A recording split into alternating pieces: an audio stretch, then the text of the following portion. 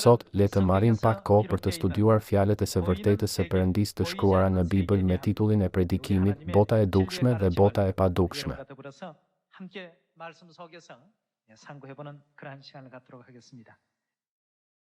Le të hedhim një vështrim te Kolosianët kapitulli 3 vargu 1.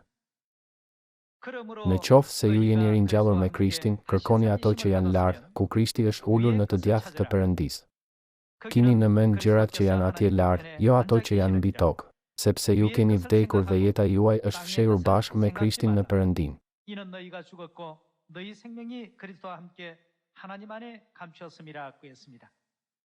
Duke parë fjalët e dhëna këtu, mund të kuptojmë se ne, shenjtorët e Perëndisë që jemi ringjallur me Krishtin, duhet t'i vendosim zemrat tona te gjërat e larta.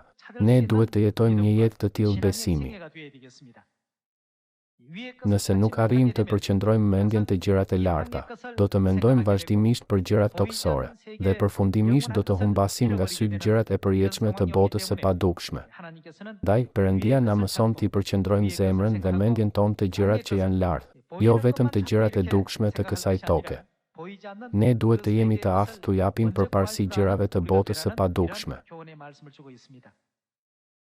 Për shembull, nëse dikush përfshihet në një përleshje me grushte, mund të kuptojmë se duhet të ketë pasur një arsye në botën e padukshme pas pasojës së dukshme. Ndjenja e urrejtjes, një element i padukshëm, ka ekzistuar fillimisht në zemrën e atij personi.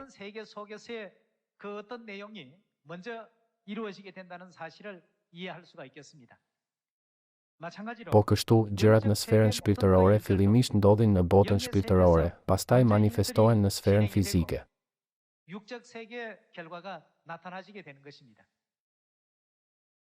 Kjo është e vlefshme edhe kur shikojmë frutat e një peme.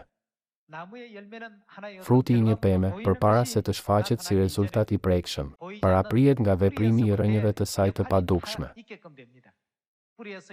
Kur rrënjët thithin lëndët ushqyese, dhe pastaj i shpërndajnë këto lëndë ushqyese deri në majat e degëve nëpërmjet lëngut, a nuk është atëherë që fruti përfundimisht lind në majat e degëve?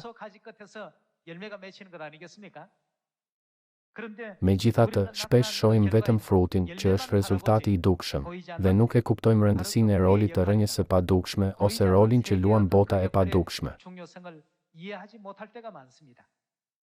Për të arritur rezultate të mira, fillimisht duhet ta kuptojmë botën e padukshme dhe të kemi besimin për ta perceptuar atë.